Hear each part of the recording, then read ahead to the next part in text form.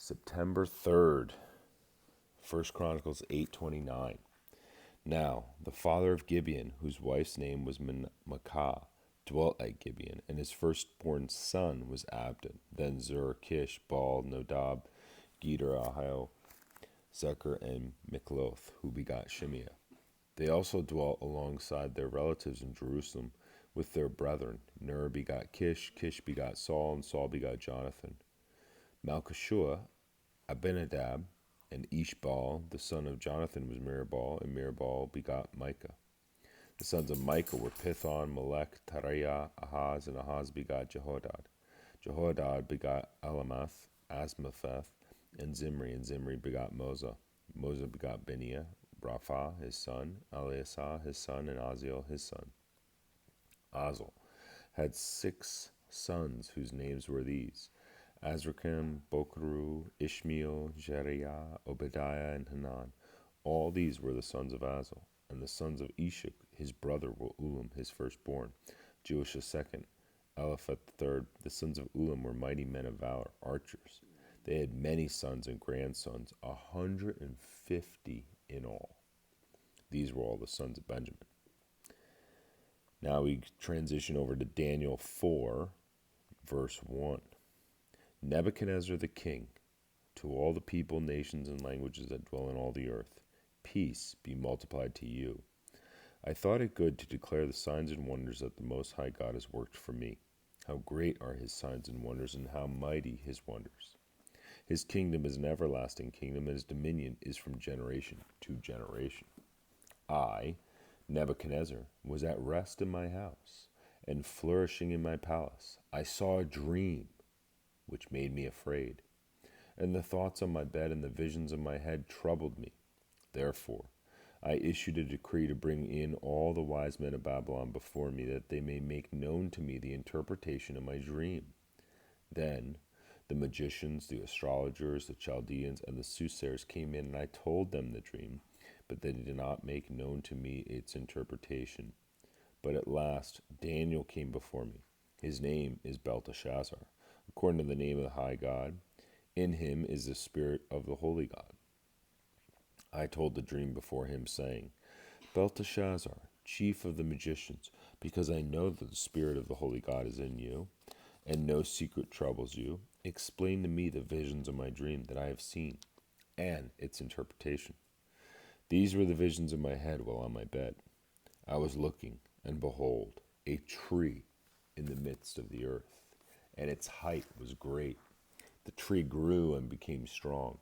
It reached to the heavens, and it could be seen to the ends of all the earth. Its leaves were lovely, its fruit abundant, and in it was food for all. The birds of the field found shade under it. The birds of the heavens dwelt in its branches, and all the flesh was fed from it.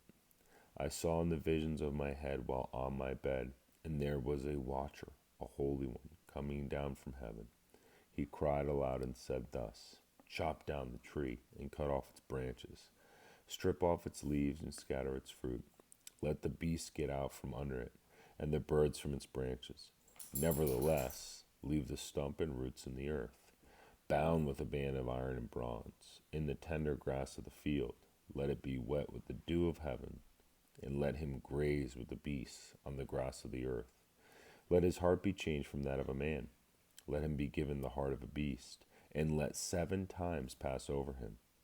This decision is by decree of the watchers, and the sentence by the word of the holy ones, in order that the living may know that the Most High rules in the kingdom of men, gives it to whomever he will, and sets it over the lowest of men. This dream I, King Nebuchadnezzar, have seen. Now you, Belteshazzar, declare its interpretation, since all the wise men of my kingdom are not able to make known to me the interpretation. But you are able, for the spirit of the holy God is in you. Then Daniel, whose name was Belteshazzar, was astonished for a time, and his thoughts troubled him. So the king spoke and said, Belteshazzar, do not let the dream or its interpretation trouble you. Belteshazzar answered and said, My lord, may the dream concern those who hate you, and its interpretation concern your enemies.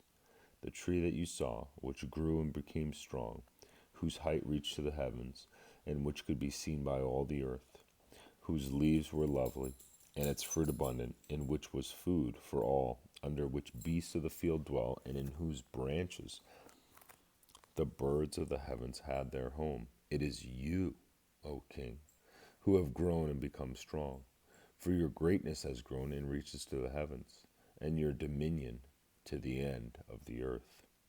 And inasmuch as the king saw a watcher, a holy one, coming down from heaven and saying, chop down the tree and destroy it, but leave its stump and roots in the earth, bound with a band of iron and bronze in the tender grass of the fields, let it be wet with the dew of heaven, and let him graze with the beasts of the field, till 7 times pass over him.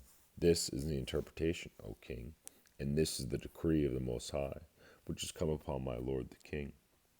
They shall drive you from men.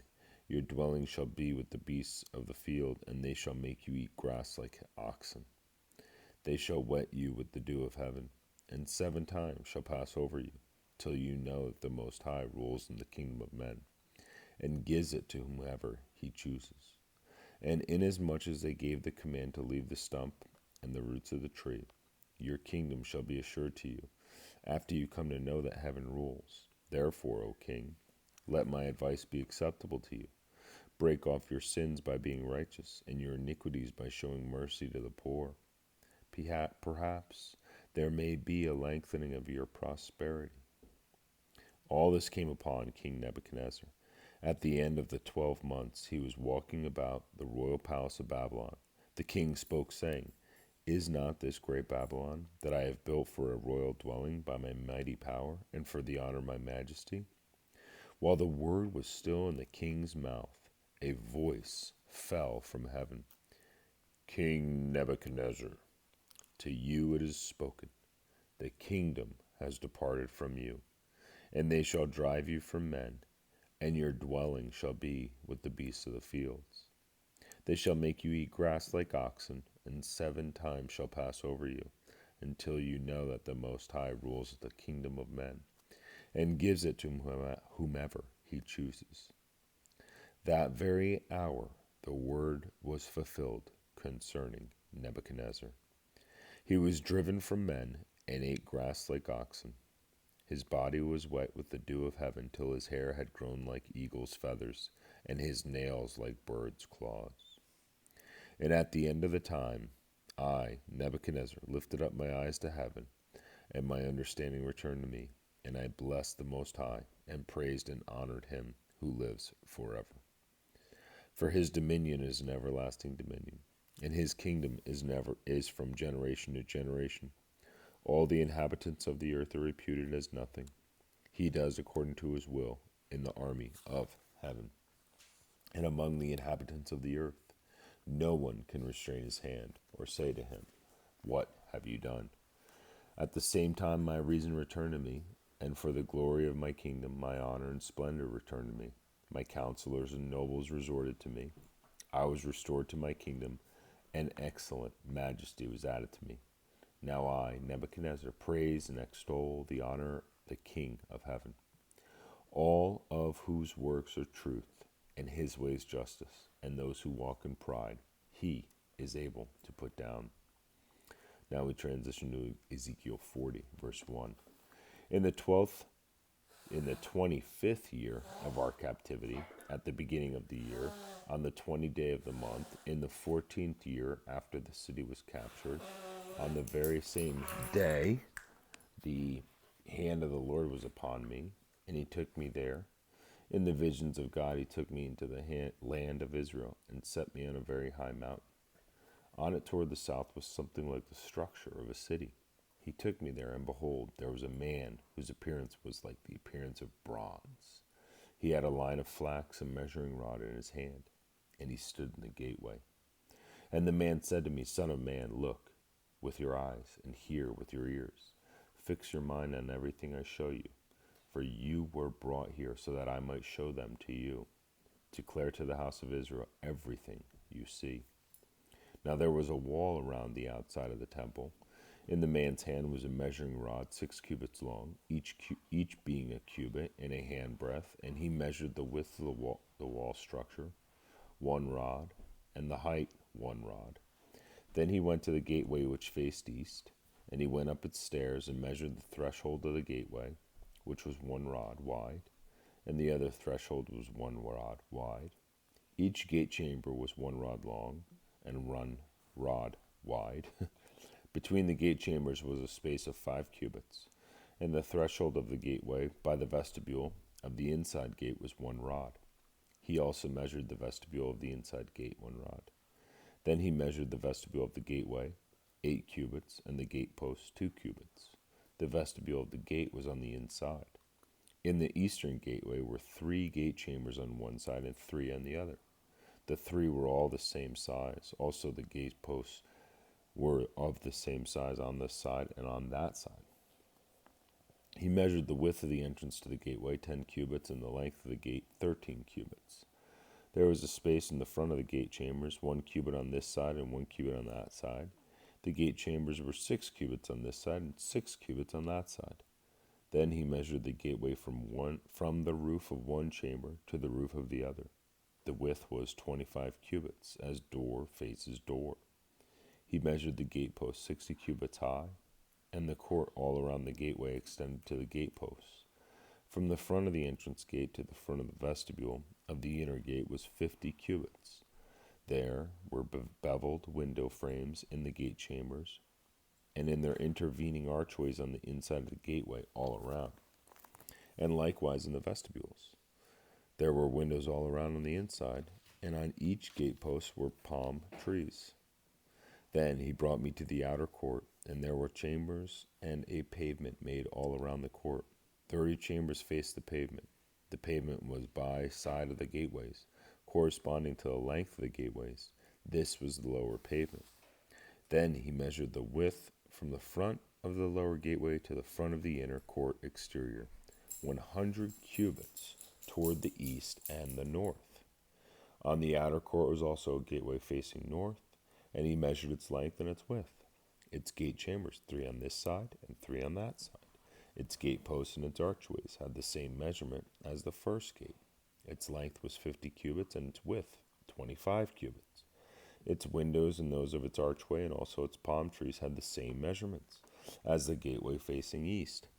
It was ascended by 7 steps, and its archways was in front of it. The gate of the inner court was opposite of the northern gateway, just as the eastern gateway, and he measured from gateway to gateway 100 cubits.